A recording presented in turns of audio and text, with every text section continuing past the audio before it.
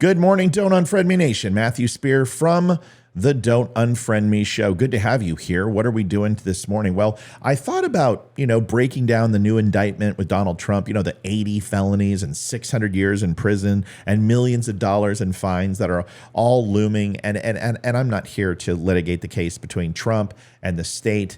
I'm not going to do that. I have no desire to do that. You know my opinion. I believe Trump, a lot of this is throw spaghetti at the wall and see what sticks. Every single charge is a notch in the belt. Any judge that looks at this, any prosecutor, defense attorney, are like, this is ridiculous. Adolf Hitler would have less charges than this. Charles Manson had less charges. Al Capone had less charges than this. We need to be realistic here. A lot of this is political theater. We understand that. And if people, on the left were like, Joe Biden's innocent and he's pure as driven snow, and the people on the right are like, Donald Trump's innocent and he's pure in the driven snow, there's truth in the middle there. And I do believe that Trump obstructed quite a few things in these cases, and that is just Donald Trump. I believe he is stubborn. I think he says, I'm the president of the United States and there's certain things I don't need to do, and ultimately might be charged with obstruction. It's going to be a fine. It's going to be a slap on the wrist, and we will move on. I don't see jail term even remotely possible. But then again, we have to hold the same standard, right? That's what it's about. It's about holding Donald Trump to account if he did something wrong. I think we all agree with that. I do.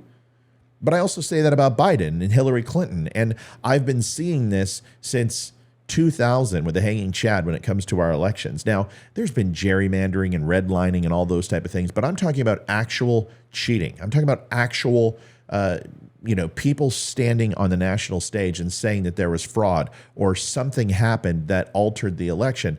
Folks, that's important that we get to those type of things. It's important that we address those kind of things. And it's no more important than in 2000 when this started with Al Gore in Florida and the count and the recount and the recount that ultimately gave George Bush the presidency. Al Gore conceded and stepped down like he should, and there was a peaceful transfer of power, not from Al Gore, but there was a peaceful transfer of power as he was vice president. Here's the thing that we need to understand. Democrats are charging Donald Trump for a couple of things. One is speech, and speech is inherently protected for the president and everybody else and every single person in this country. What's not protected are the outcomes of that speech. If you say fire in a theater, there are repercussions. You can say it all day long, but what happens to you afterwards, there are repercussions. So when we sit here and say that Donald Trump can say anything he wants without any repercussions is ridiculous. It's not true. Even libel and slander you can be held accountable for. And once he is out of the confines of the presidency, he's exposed to those things. It's one of the things I said, be very, very careful. The moment that Donald Trump runs for president, they are going to try to hit him with every single lawsuit because the RNC is no longer going to pick up his legal bills because they can't once he's president. And here we are. It's obviously putting an immense amount of pressure on Donald Trump. His schedule is completely packed with court appearances, and he's running for a national election, and he has to worry about the monies to raise for these defenses. If Donald Trump didn't care about the money for these court cases and the defense that he's having to put up, he wouldn't be trying to raise money, and he is. He's asking for donations against his legal defense fund. Whether you think that's good or bad, or you say he's not a billionaire because of that, I'm really not here to play that game. What I'm here to show you is that there is a level of hypocrisy, that we're punishing political speech. Now, if we're going to go ahead and sit here and say politicians are honest and truthful, then you might as well turn this show off. If you believe any of that any side is honest, truthful, and affable in nature, it is a complete ridiculous thought. But more importantly, if you're going to hold every single politician to account based on what they say from the dais, every single politician is going to be in jail. Every politician is going to get absolutely run through the coals for being dishonest, for lying, misrepresenting the facts.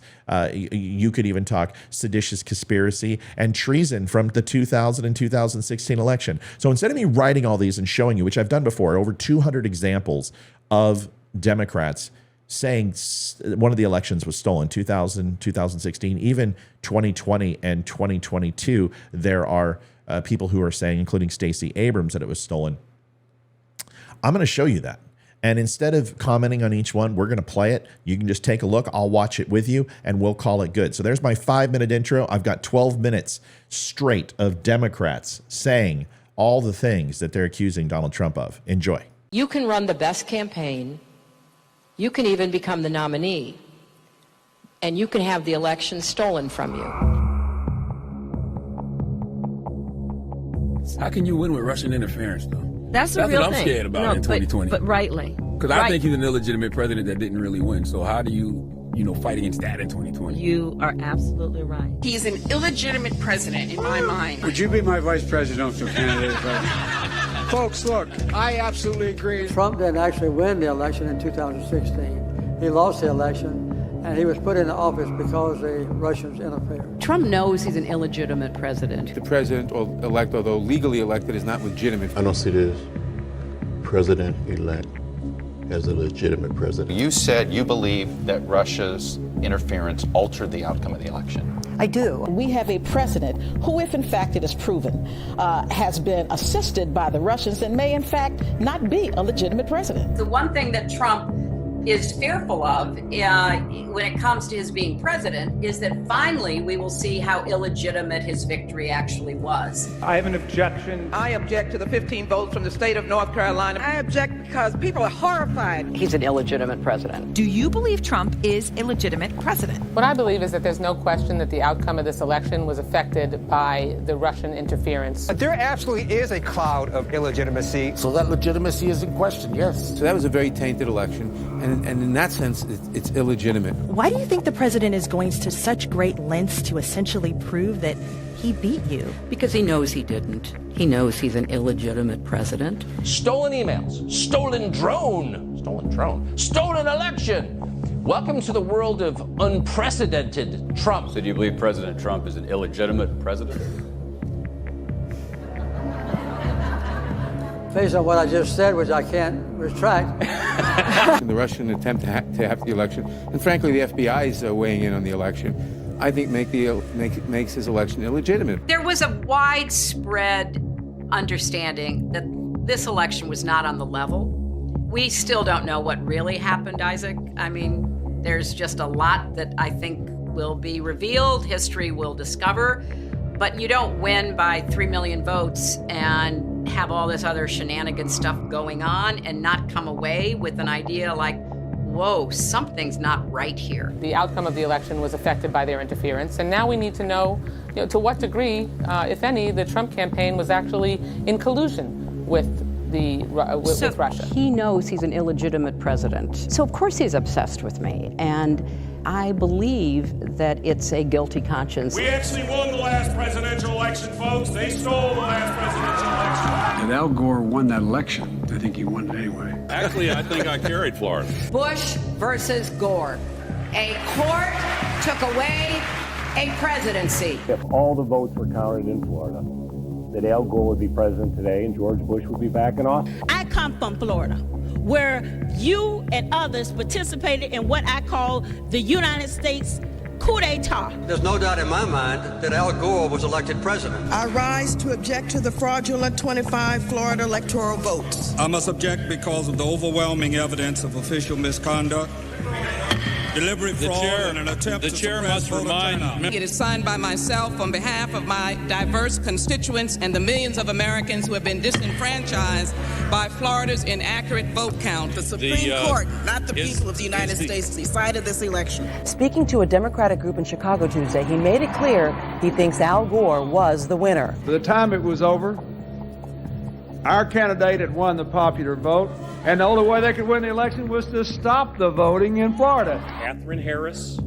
Jeb Bush, Jim Baker, and the Supreme Court hadn't tampered with the results, Al Gore would be president. The Supreme Court elected the president. 2004, yes. Al Gore won the state of Florida in 2000, although not the presidency.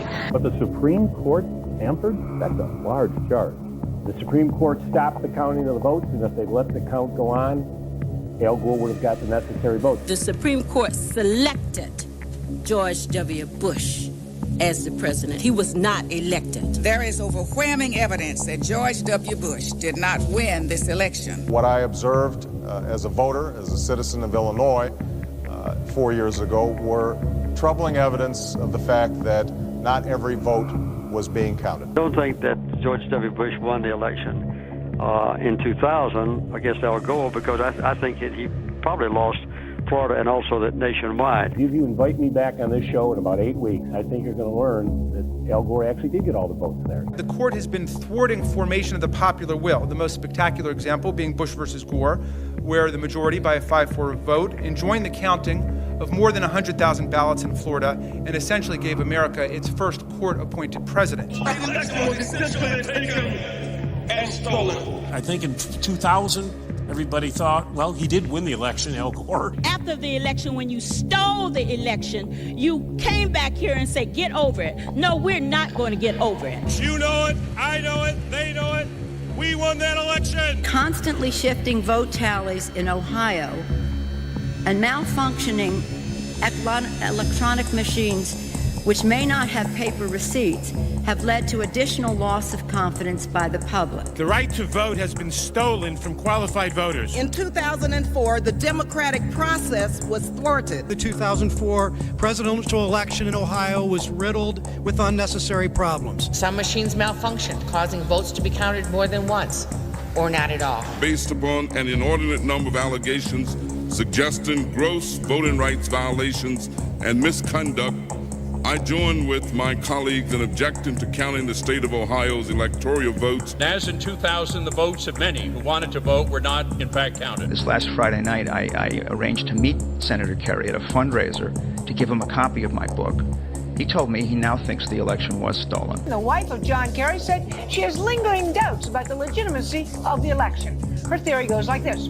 Two brothers, she calls hard right Republicans, own 80% of voting machines in the U.S. Therefore, it would be easy to hack into the mother machines that control the electronic voting. There were numerous irregularities in Ohio, including large percentages of rejections of provisional balloting, problems with voting machines. As we look at our election system, I think it's fair to say that there are many legitimate questions about its accuracy, about its integrity. There are still legitimate concerns over the integrity of our elections. The question, obviously, is how many instances were not caught that we don't know about. Number one, we've seen a lot of what I'll call honest glitches where it just didn't work right, but also that these machines are hackable. A dishonest employee of the vendor, or a dishonest employee of a local board of elections, or simply someone who knows electronics and has a computer at home, could hack into these machines and put in a secret instruction to disregard every 20th Democratic vote or add 10% to the carry or to the Bush vote or whatever, and you might not ever know it. I agree with tens of millions of Americans who are very worried that when they cast the ballot on an electronic voting machine, that there is no paper trail to record that vote. The numerous irregularities that occurred with the electronic voting machines in Ohio on November the 2nd of last year point to an unresolved national crisis. We cannot declare that the election of November 2nd, 2004 was free and clear and transparent and real. There must be independent testing of the voting machines used in Ohio. I'm not confident that the election in Ohio was fairly decided.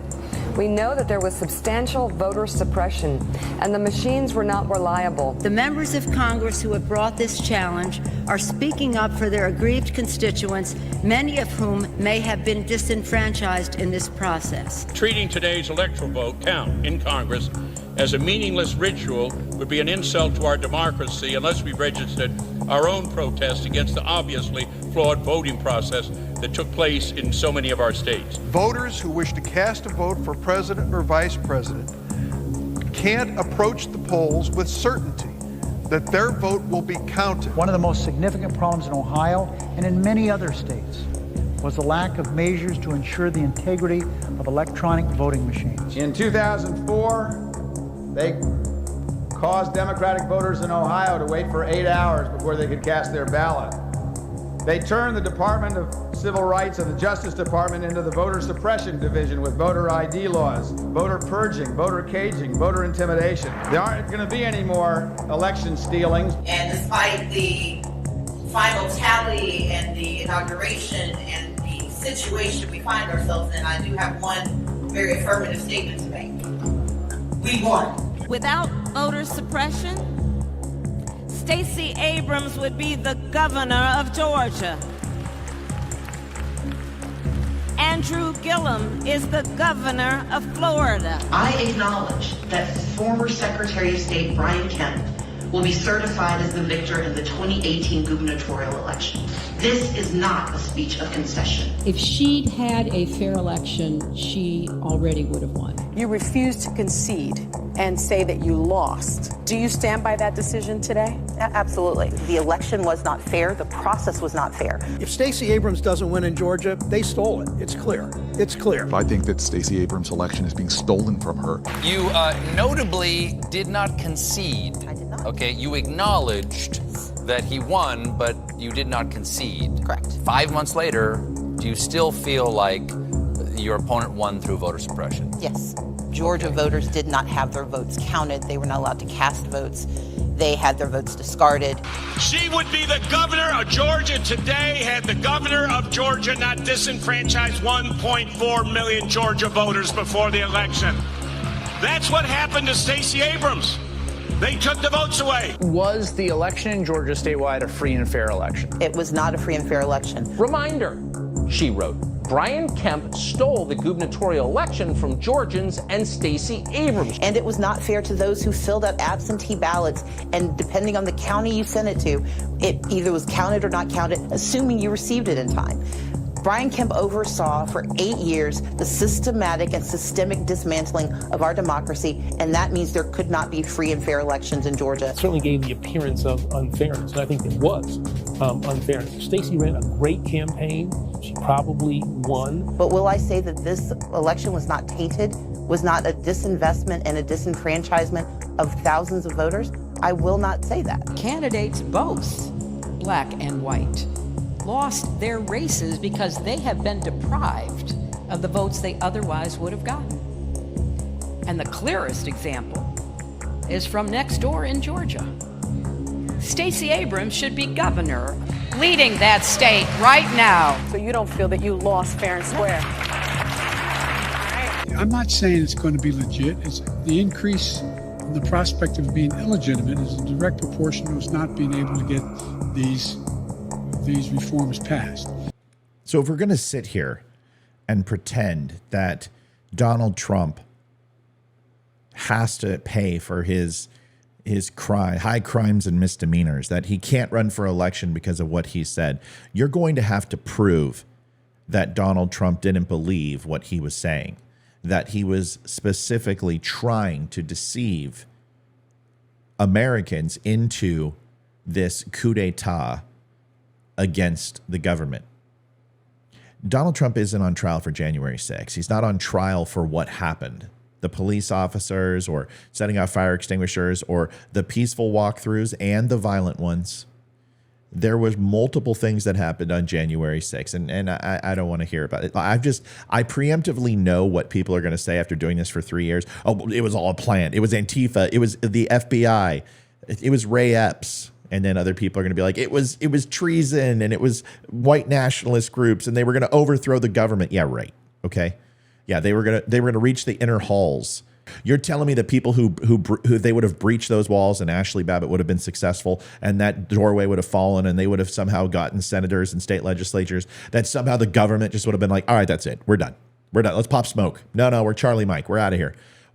We're done. There's no possible way we can take back. Are you kidding me? SWAT teams would be sent in. Special forces would be sent in. They would put it down in about 10 seconds and it would be over.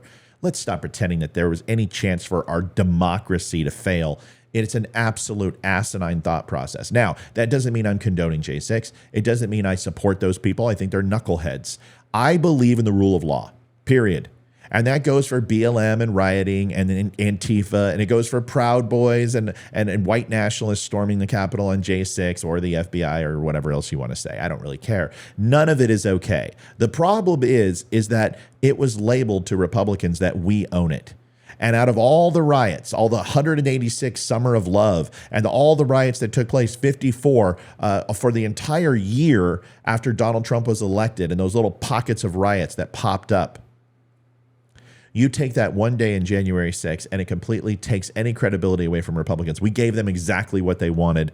And honestly, it doesn't matter how it happened. It doesn't matter who was responsible. It only matters the outcome and the way that it makes me and you look as white nationalist insurrectionists. Why? Because the Democrats got exactly what they wanted.